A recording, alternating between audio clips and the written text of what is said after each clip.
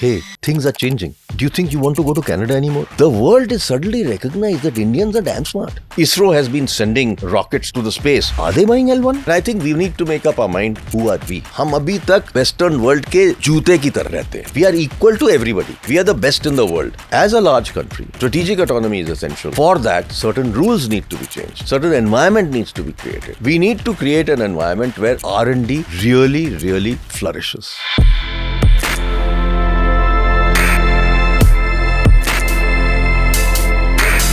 Hello and welcome to Strategic Minds. I'm your host Neeraj Thakur. Today we have with us Mr. Ajay Chaudhary. He is the co-founder of India's legendary IT firm HCL. Today on this podcast, we will be discussing a very important issue that's very close to his heart. He keeps talking about India's strategic autonomy. Welcome to our show, sir. Thank you. Sir, since we are discussing India's strategic autonomy, would you like to just elaborate on this word? Because this word is in use across the world and you have been talking about it of late. You see, what's happening is that the world is becoming multipolar. And as Trump comes in, I think it'll become further so. Therefore, it's everybody to their own. You have to look after yourself. That's the motto of every country today. And therefore, strategic autonomy becomes essential because you need to make sure that you have everything that you need for your country. And whatever technologies are there all over the world, you need to try and get as many of those technologies to be made in India or made or bought in India or brought to India so that we are not dependent on others for technology. For example, you look at the pharmaceutical area. China owns most of the APIs. We don't have them anymore. It's very essential that we bring the API back into India. And that is what will give you independence and strategic autonomy. We must control our own destiny. That is why strategic autonomy is essential. So why do you think that India in the last 75 years of its independence has not been able to achieve it? Because we have tried many times, even in 70s and 80s, we wanted to achieve it in the area of manufacturing. But somehow India as a nation has not been very great when it comes to R&D and having its own IPs. Is there any particular reason or is it not part of our DNA as a nation? Actually, what has happened is that in the beginning, if you look at it, initially the focus was very socialistic. All right. Which was to actually make India R&D dependent on public sector. Yeah. So government put government money into government institutions to do R&D. What has happened is that the results are very mixed. If you look at ISRO, very good work. Right. But a lot of other areas have not really delivered. So what is now required is that India must involve the private sector into it. The private sector has been lagging in doing R&D in the country. And that is not good for strategic autonomy because how are we going to own critical technologies of our own unless we do R&D and have IP in India? So that is where there has to be a lot of push in terms of incentives to be given to private sector to start putting money into R&D. If you look at the United States, the government initially created DARPA, then created NSF, then created NASA. But all of them involved private sector very deeply. So what does DARPA do? They give you a challenge. If you make the product, they accept the product, they give you business. What is very essential is that you accept that product, give them business and make them grow. They've created a complete large number of companies in America using this strategy. India has never done that. To some extent, defense has done through IDEX and there's another organization called BIRAC that has done something. But these are very small pieces. We now need to go bigger on this. And public money must come into private. And private startups and corporates should get involved in getting to do R&D. Now, they're not doing it because they do not find that it can be giving results too fast. So they don't do it. Typically, most companies will go to China, pick up a product, put a logo on it and happily sell it, but make very little margin. Right. But if you do your own R&D and you create your own brands, as Apple does, then your margins are 40 to 60%. Right. So that is something that is missing in the country. And that is something we need to revive and bring back. Early days, if you look at 60s, 70s, 80s, HCL used to design its own computers. We had our own brand. We fought with Dell and HP and everybody.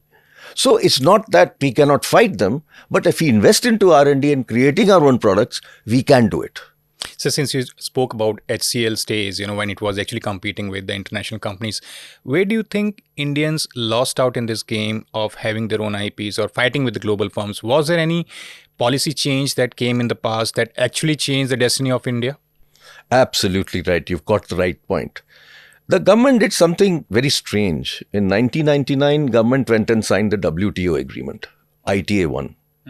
Which meant that from 2005, all imports of technology from anywhere in the world in IT were made zero duty. Yeah.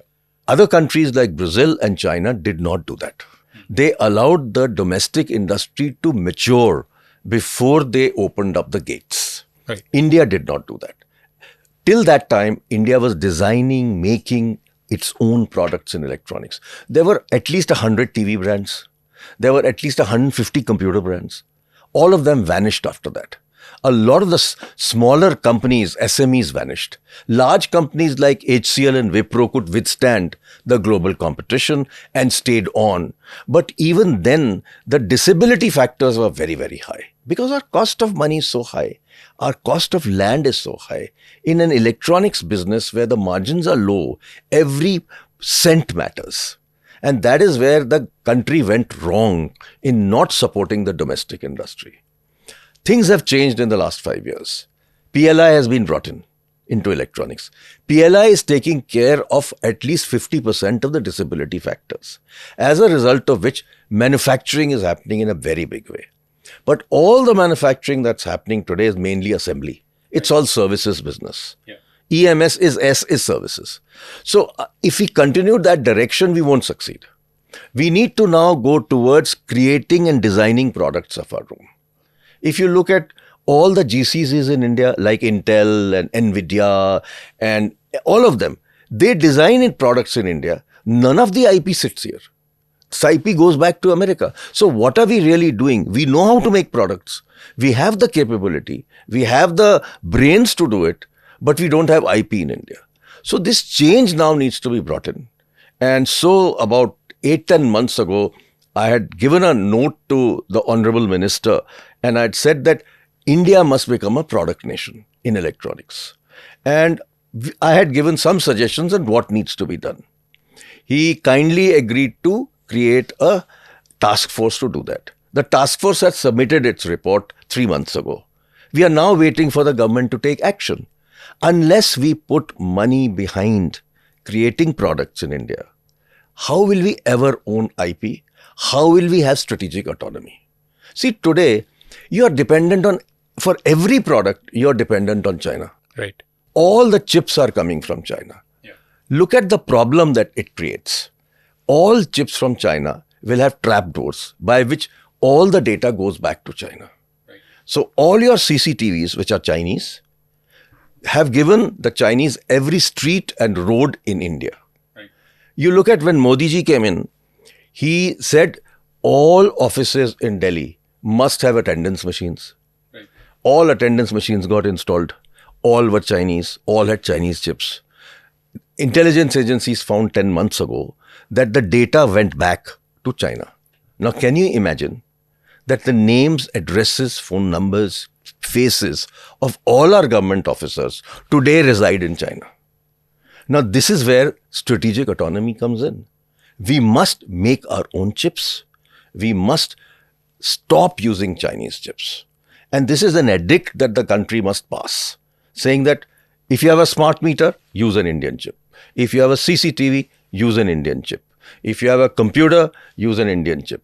So what we should be doing is that is what we have recommended in the task force report. We made a list of 28, 29 chips which are required for India. And we've said, make these in India, and once they are done, use only these chips and do not allow foreign chips to come in. All right. Unless something like that is done, we are not going to have strategic autonomy in this area at all. And we will allow governments which are not friendly with us to have data which is very, very difficult for the country in future. Sir, since you're mentioning about all the data going out of India, recently we saw between Israel and Hamas and in Lebanon, Israel's intelligence agencies had used batteries to blast Absolutely. the places in those enemy areas. Do you think that this kind of a thing can happen to India as well? Very easily. All right. Look at all the Chinese computers and phones sitting in government offices. How do you know that they are not already listening to all the conversations? Yeah. You know that Alexa and all these products capture data without you knowing. All right. So this is something which is very simple to do, because each and every computer in a government office or a phone has a mic. Right. Moment you speak, everything goes back to China. So if they want to do it, they can do it. And what have the Chinese been famous for? They've been famous for actually stealing technology globally.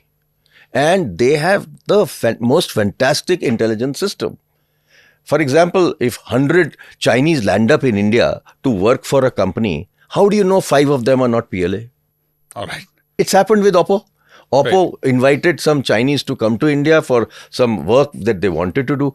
2 of them were found sitting in J&K. Now, these are things that we must be clear if we are going to open the country for example, for joint ventures with China. Right. Easy to say do joint ventures with China because you don't make components in India. But if those people come here, out of the 400 people that come, 10 of them are PLA, how will you know? So I think what we now need to do is what other countries are thinking of doing. Like, for example, EU is now saying, Chinese guys, you want to enter our country? Bring technology to the country. All right. We are not going to allow you to form joint ventures. You come, transfer the technology. We'll pay you royalty for it. We'll pay you for the technology. But otherwise, we want to own this technology, and around that, we should develop the next version of that technology so that we become independent of the transfer that we took place in 5 years ago. Now look at, I'll give you an example. Take Maruti. How many years ago was it started? 70 odd years ago or 60 odd years ago? Yeah. Till today, royalty goes back to Suzuki. Right. All the parts of Maruti, and by the way, it's no longer called Maruti, it's called Suzuki. Right. All the brand from Maruti has moved to Suzuki. So all the parts of Maruti today are still made by joint venture partners of Japan. And all that technology, has it really got transferred? If it's got transferred, why are we paying royalty till now? Why are we still having joint ventures after 60 years? This is what we need to be wary of. We don't need to worry about Japan. We don't need to worry about the US. But we definitely need to worry about China. And who knows which other country? We don't know. But sir, in this scenario, there is one question that comes to my mind, that it's like a chicken and egg kind of a situation. Suppose if we put this kind of situation on China or any other nation where we feel that that nation's intentions might not be in favor of India.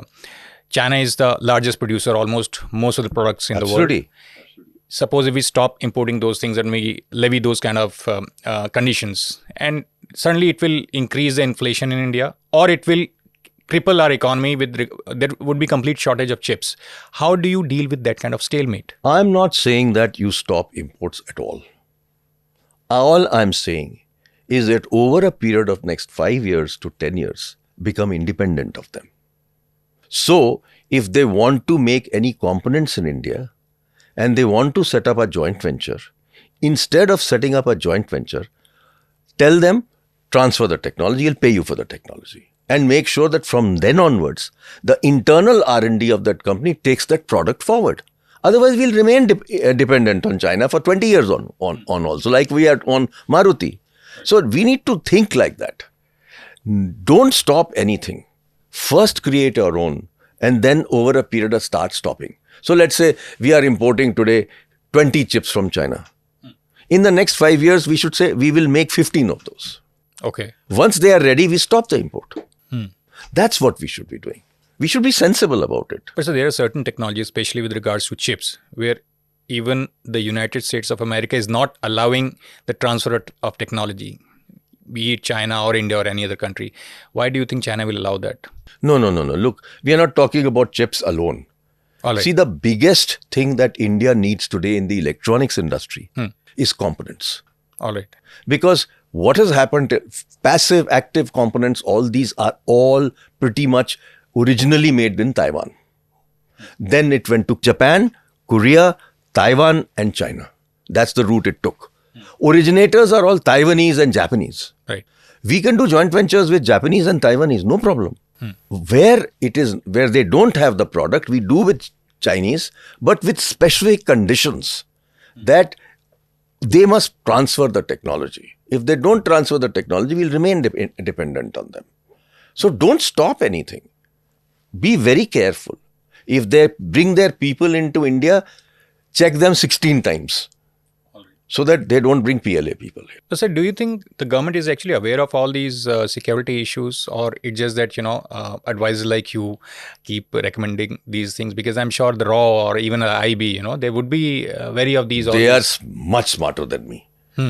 Okay, because they created something called Press Note 3 many years ago. When Galwan was happening, government came up with a very clear plan.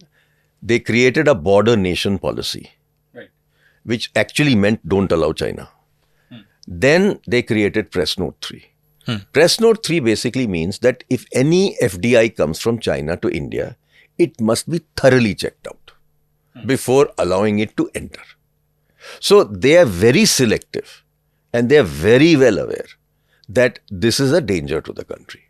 So that Press Note 3 should stay. All right. Okay. There's been a lot of clamor in the market that Press Note 3 should be diluted, Press Note 3 should be removed. I just don't agree with that. Because this is where we are very clearly going to say, let's remain dependent on China. Is that strategic autonomy? So recently, even I think India's economic survey said that, in certain areas we would need FDI from China because China has funds. So you disagree with that reading of economic survey? Absolutely. All right. So could you I just think elaborate? we should be very selective is all I'm saying. Okay. Don't open your doors. Let me give you an example of opening doors. Very beautiful example I'll give you. 10 years ago, 15 years ago, there was an Indian brand called Lava. Yeah. Phone brand. Many Indian phone brands got created at that time. All of them have dead. Yeah. Why? Because there was a company in China called BBK.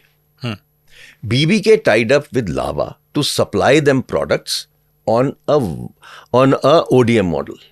So they will make the phone, they will give it to Lava, Lava will put its brand and sell it. Right. What Lava did very smartly is found what the Indian market needs.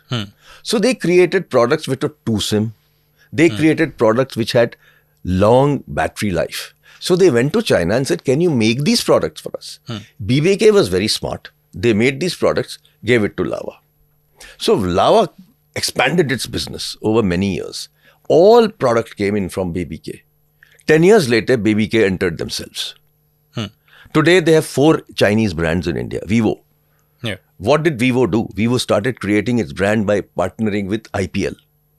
Okay. They spent loads of money in marketing and creating their brand in India. Today, BBK is 49% of Indian phone market and Lava 0. What should you do? Should you open up your market so much, which is unlike China itself? When China allowed people to enter its market, they insisted on transfer of technology. And this was 25 years ago. They thought this much earlier than us. Why don't we think like that? Today, BBK in India is 80,000 crores. What have we done? We've given them the market free of cost. Did we ask them for anything? Nothing. They just came in, took over the market, and happily running amok all over the country. The Nokia brand has disappeared. All the old brands have disappeared. Micromax, Nokia, Lava, Intex, you name it, everything has disappeared. It's all become Oppo, Vivo and all of that. These are all brands owned by one company called BBK. Right. So there is one more thing about becoming a product nation. While we are talking about, not opening up FDI into every sector or not allowing foreign companies to sell their products so openly and so easily, but there is this chicken and egg situation, because ultimately India will become a product nation only if we are very good at R&D. What Absolutely. is it that's lacking among Indians when it comes to R&D? The same Indians, they go to the US, they do very well. GCCs, they are doing their research in India. I think there is some data that says 20% of the chip makers, chip designers in the world, they are Indians. Why can't they make it for Indian companies? Or is it that Indian companies just do not pay them well? No. That's not real. You Okay. see, there are close to 15, 20 global Indian companies like HCL, Wipro, Infosys, TCS. They also design chips in India for the world. But they do it for the world because they get better prices. Right. Okay. Now, what has happened is that India has a issue today. 4 years from now, fabs will get set up in India, Right. for which the government from taxpayers' money is paying 70% of the cost of the capex. Right. Absolutely the highest in the world. 50% from center, 20% from the state. Now just imagine $10 billion are being spent of the taxpayers' money, phase one. Another 10 billion will probably happen in phase two. 20 billion will be spent on asking people to set up fabs. Right. Absolutely essential for strategic autonomy. Because if we don't have our own semiconductor plants, we will become dependent. Okay? Which is what happened to the US last 25 years. They were designing products, everything was being made in Taiwan. Everything was made in Korea and Japan. They didn't have plants making enough. They were dependent on them. Suddenly, Trump came in, and 5 years, 7 years ago, they started to take semiconductor manufacturing back to America. India is already on that way now. We are creating our fabs. But who will be the customer of those fabs? The customer has to sit in India. Right. So if we don't make our own chips and we don't make our own systems and we don't make our own components, who will buy from that fab? So that is where it's a situation of cart before the horse. And that's where when I went to the minister and requested him to form this task force, he understood the issue. And therefore, what we now need to do is aggressively go after getting startups and corporates to start making Indian products. Design in India, make in India, for India. And for that to be successful, we need to create a virtuous cycle. The virtuous cycle is give money for R&D. Once the money for R&D has been given, then you open up the government market. Everything that you buy in the government should be Indian, designed in India. Could be a global company also designing in India, buy for them, no problem. Okay. But you must buy everything that is designed in India. So what happens is that you created scale. And then what you should do is that within every product, you start specifying the chip must be Indian. You know, IIT Madras for the last 10 years has been working on RISC-V. They have created a RISC-V technology. All right. Today, the whole world is dependent on ARM technology from the UK. Whether it is MediaTek or anybody else, they all use ARM inside. Intel lost the battle many years ago. For the phone market and the tablet market, it's all MediaTek. Okay?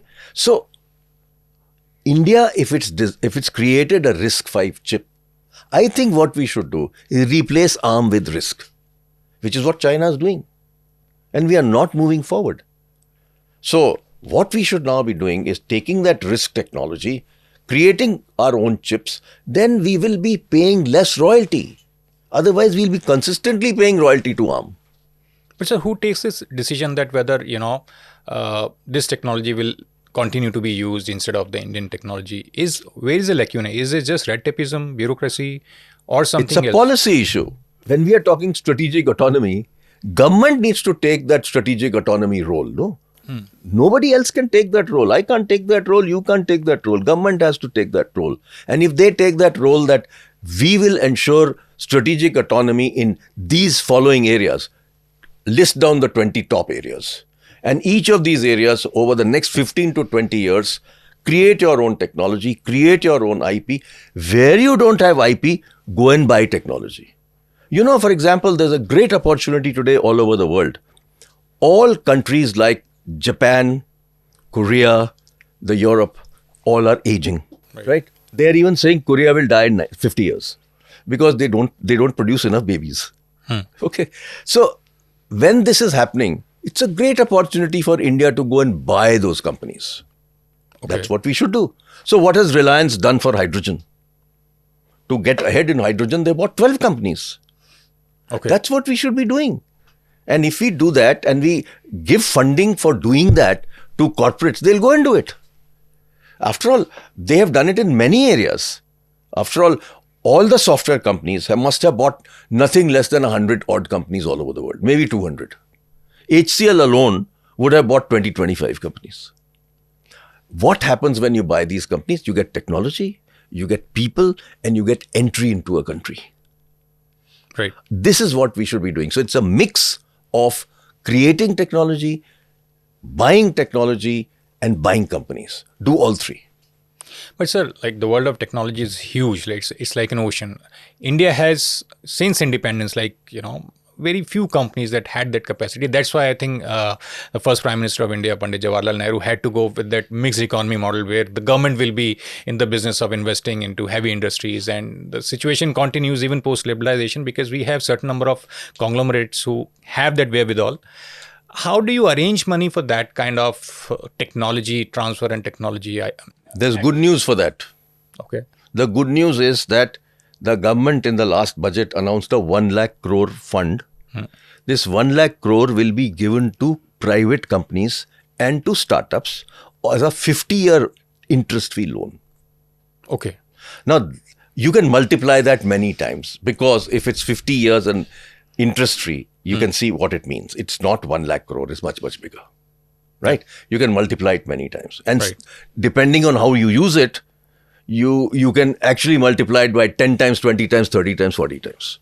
Now, this 1 lakh crore, the government has taken a very clear, strong decision to invest into R&D in private sector and with startups. This decision was taken in the budget. Having taken that decision, the government is now working on creating an organization that will look at how to give these funds to the right people. So today, the government has already set up ANRF. Right? ANRF is meant for technology readiness level 1 to technology readiness level 4 or 5. That is, you do all the basic R&D. Yeah. What we need for Product Nation is translation R&D. From TRL 5 to TRL 9 when the product is ready to go to market. So this 1 lakh crore will fill this gap. This is the problem in the country today. We are stopping at doing R&D in the public sector, in R&D labs, government labs, academic labs at TRL 4, TRL 5. We don't take it to the end, which is TRL 9. If we now have both these working together, I think we will have a strategy for tomorrow. Long-term strategy of creating IP in India, doing R&D in India, creating Indian brands. See, Indian brands don't exist in many, many areas. Yeah. They need to be there. I mean, we are a large country. Look at China. How many brands they have created? Look at 4G, 5G, for example. That's a great example, actually. 4G, 5G, till now we had to import. Yeah. There were how many companies? It was called HENS. Huawei, Ericsson, Nokia, and Samsung. It's called HENS. Right? China created Huawei, gave them phenomenal amount of support, phenomenal amount of money for R&D, and gave them money to give the product to a country on 1 year interest-free loan. They created this whole environment to become HENS. Now, interestingly, India has created its own 4G, 5G product. It's been created by a company that was bought over by Tata's, right? Tejas Network. Tejas Network was working on it for 20 odd years. They became stable, solid, damn good product. Tata's bought it. The government did something very smart. When they wanted to upgrade BSNL 4G 4G, they said only Indian SIs are allowed to bid. Having done that, 4 SIs were given an opportunity to demonstrate their products. Okay, each of them was given a city. The Tejas Tata combined TCS, they bid for Chandigarh. They were the only one that made it work. Having made it work, the whole contract of 13,000 crores was awarded to them. And I think that's a great decision the government took. Today now you have created a global 4G, 5G product which can match any of these companies, Nokia, Ericsson, Samsung. When Biden came into India last year, he made a very important statement, which was, we are going to rip and replace Chinese 4G in our country. Great opportunity for India. Right. And another interesting opportunity that is emerging today is that if Trump announces a 60% duty for imports from China and 20% duty on imports from India, India will have a 40% price advantage over China. Right. I don't think this opportunity will ever come again. We better grab it. So do you think we are ready for We are not. that opportunity? We are not thinking like that. But the interesting part is that this morning I saw an article where Mr. BVR Subramaniam of Niti Aayog was quoted as saying, this is a great opportunity. Let's seize it. He says, he actually uses the cricketing technology. He says, if you're sitting in the slips and the ball is coming at you, better catch it. He's actually said that. And I think damn smart. Because that's exactly what we should do. When China +1 was happening, Vietnam went and grabbed it. We now have the opportunity to take the next step. Right. So, one more issue that India has always faced is that of brain drain. Well, over the last 10 to 15 years, we have seen a lot of techies leaving Google and Microsoft and coming back to India. But still, the ratio remains tilted towards most people wanting to leave India for better opportunities, maybe better environment, better air quality and everything. Do you think these things can be sorted out? And because if you just talk to an average upper middle class Indian who is a techie, or if he's not wanting to be an entrepreneur, he wants to settle abroad. Do you think this has harmed India's interest in the past? Hey, things are changing. Do you think you want to go to Canada anymore? With all the trouble that is happening there. Do you think you want to go to Trump's America now? They are going to be damn stiff now. They are not going to allow the wives of these techies to work there. All right. So all those things that were open and different till now are all changing. UK, who wants to go and live in UK? Every Indian is being hammered. So things have changed all over the world. The world is suddenly recognized that Indians are damn smart. They don't want Indians to succeed. So there's a lot of anti-India movement everywhere. Despite the fact that 40% of the top companies in America are today led by Indians. Right. But there is a definite issue happening. And I think youngsters have to choose today. Should they stay in India or should they go to America? America will grow at 2%. India will grow at 7%. Right. Where should they be? The opportunity is going to be here. So I think things are changing. You are 100% right. The environment needs to be created so that all of them want to come back and work in India. A lot of people have been returning now. That model is happening now. A lot of people from GCCs are leaving to start their own chip companies. All this is starting to happen, but it's a trickle. We now need to make it like a flood. And for that, we need to create the environment. And ANRF and this 1 lakh crore fund, to my mind, will create some bit of environment, not all. But I think we now need to be very clear that we should get Indian diaspora to start to look at India in terms of investments, in terms of participating, in terms of coming back. And I think if we roll out the red carpet like what China has done, China does. I mean, I was told the other day that one of the professors from Indian diaspora professor from UPenn, he was telling me they wanted a guy from Boston. Okay. 6 of Chinese guys got on a plane, went to Boston and sat there and convinced the Chinese guy to come back. Okay. Look, we have to think differently. We need to act differently. If we want strategic autonomy, we must get our diaspora to be part of us. Which means Chinese actually track the good people of Chinese origin outside. Yeah. And it is very easy to do. Yeah. How many papers have they written? Which area are they doing research in? All this is available online. Yeah. If you want me to tell you how many chip guys are there in America whom we should get back to India, I'll give you this list by tomorrow. It's very easy. But what is it that is required to be Creating done? the environment, giving them the independence. Okay. For example, researchers need an independent environment.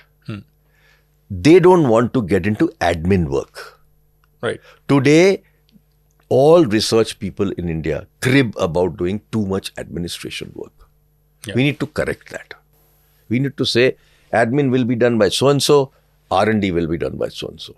Number one. Number two, if they want to buy any equipment, the process of buying that equipment can be 1.5 to 2 years. Why is that? You have made certain rules yourself. Change them. After all, This L1 bidding rule. L1 bidding rule. This is all historical. Yeah. We now need to think differently. We can afford to buy L2 also. We can afford to buy L3. What is the problem? So these kind of changes, which are essential. So there's one organization in India who's already written a report on it to say how to make R&D happen in India and what is required to make life simpler. All right. And one of my team members from one of our groups that I work with has also written a report on how to make R&D in India easier. What are the impediments to R&D? Everything is known. When everything is known, why can't you do it? Let's look at Odisha. 15, 20 years ago, they used to be hit by tsunamis and all these they used to get hit all the time by all kinds of things that were happening from the sea. Yeah. Displacement of people dying, this, that. They created a plan. And the last government there, for the last 10 years, not a single person has been killed.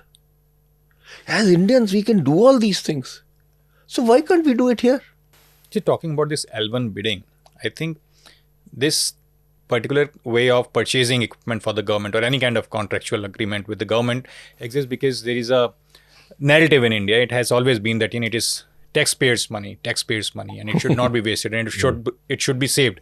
That is why whenever, even if we just look at the definition of scams, the scams exist in the realm of these kind of biddings only. That an IAS officer who wanted to purchase a X kind of equipment, which he thought would be better, but because he chose that thing, and then there would be some sort of a government inquiry, and that guy might land up in jail for not going for the L1 bidder. And there is this psychology among IAS officers and average Indian, that the cheapest thing is the best thing. How do you think India can deal with this narrative and mentality of L1 bidding? It's very socialist thinking. The thinking is taxpayers' money. What are we talking about? When various governments give away welfare schemes in every state from taxpayers' money, do they ask taxpayers? आपको free ये दे दिया, free वो दे दिया, free ये दे दिया. Are they asking taxpayers? So if they don't ask taxpayers, why are they asking the IAS officers for the L1 part? I don't understand this at all. This is a very old way of thinking. We now need to think differently. See, we don't think that we are big. हम अभी तक western world के जूते की तरह रहते हैं. इसकी कोई जरूरत नहीं है. We are equal to everybody. We are the best in the world. Our DNA tells us that we have the best brains in the world. We should have that kind of confidence to do such things. If you don't have the confidence, don't do it. We are talking about being a Viksit Bharat by 2047. How is it going to happen? With all these old-fashioned things to do? No. See, for example, National Quantum Mission, we have come up with an idea.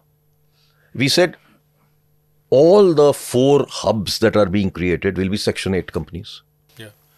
Independent CEOs. Yeah. They are not going to be governed by GFR rules. They can buy what they want. Right. Right? So that's the independence we need to give. Create such structures by which it can be done. It's not sort of rocket science.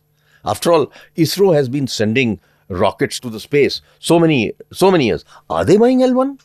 If they bought L1, the damn rocket will never reach. Okay. So, when we want to do it, we can do it.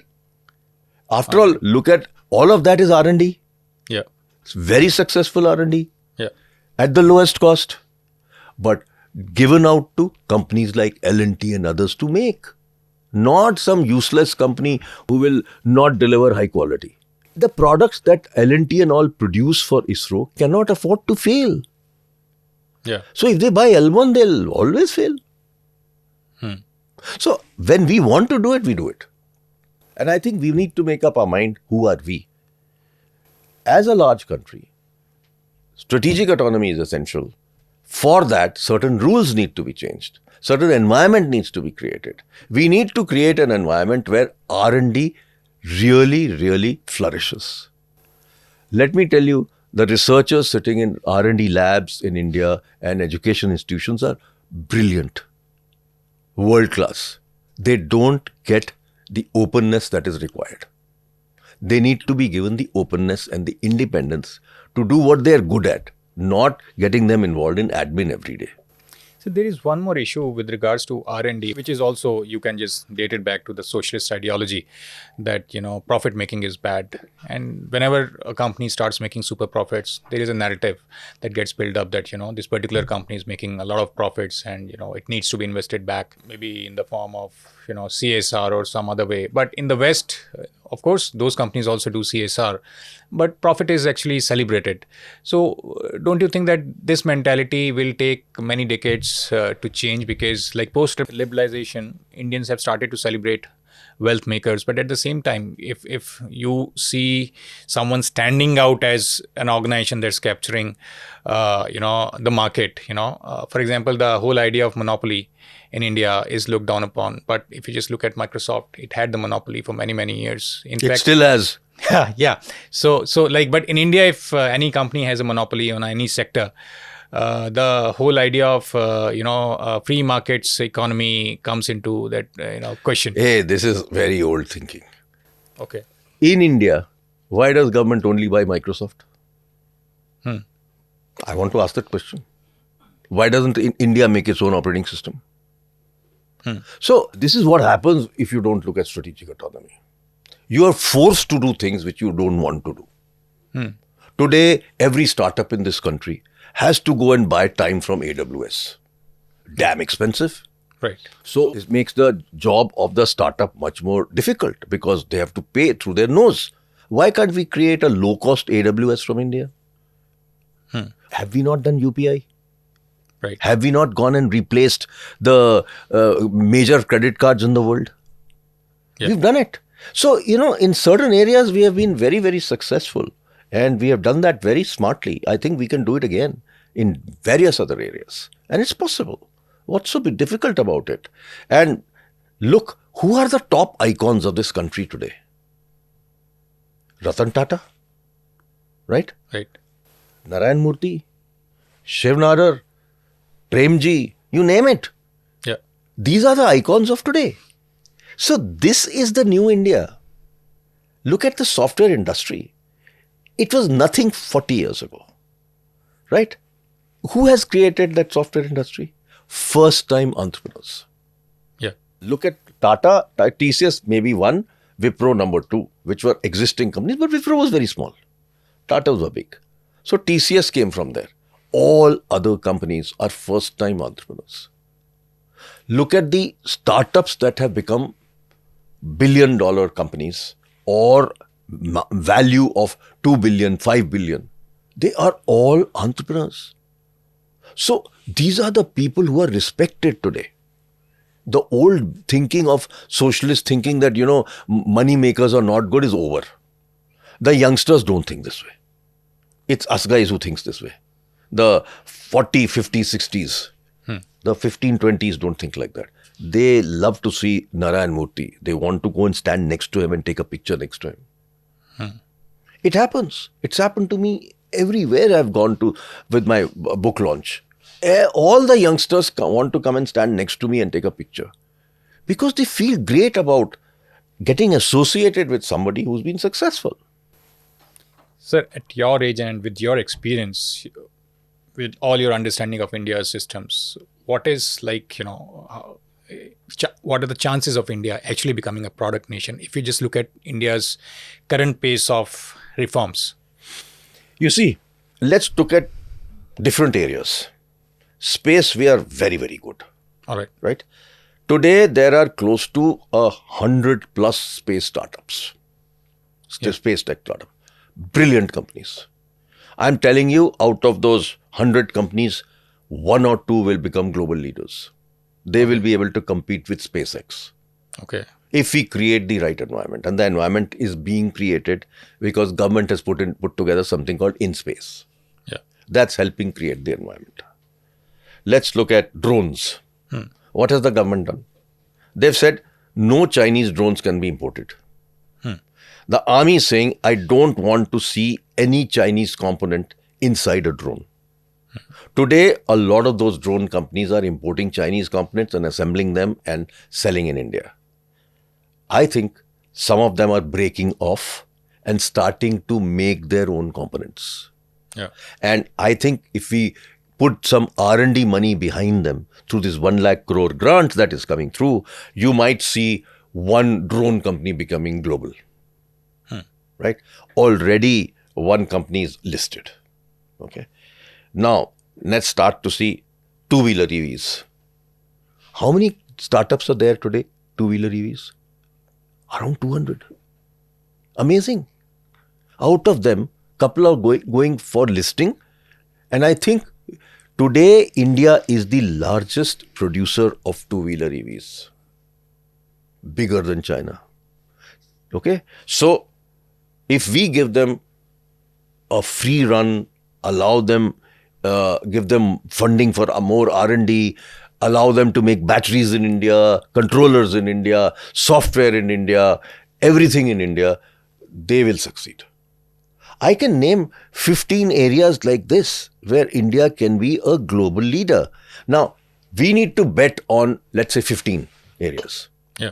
Out of this, we'll be successful in 5. But if we are successful in 5, 20 years from now, we'll be in the circle of 5 in the world. And that's exactly what we should be doing as a large country. And that is essential for strategic autonomy. So my final question is on the conspiracy theory that we have all heard and read about, even in popular fiction, on Netflix series, that whenever a country tries to ascend, in terms of the strategic autonomy, there is, the attempt of sabotaging that country's technology missions. It has happened with countries trying to become nuclear power. Don't you think that India needs to have a policy to safeguard its this mission also, and especially the people who are working on those technologies? I'm not naming anyone, but there are conspiracy theories that a lot of Indian scientists, who were actually great, the best in the world, they died suddenly. So what's your take on this? Brilliant question. And I think this is something we must guard against very strongly. What happened to SCL Mohali? I don't know. It got sabotaged somewhere. Otherwise, we were ahead of TSMC. Okay. Can you just elaborate on this incident? Semiconductor complex was set up before TSMC was formed in Taiwan. So as a country, we had taken a decision to be in semiconductors much before them. Yeah. One day, there was a fire in that place. Completely closed down. After that, it lost its way. Conspiracy theory, sabotaged. Okay. Let's name some rocket scientists. They died. Who knows? You are so right.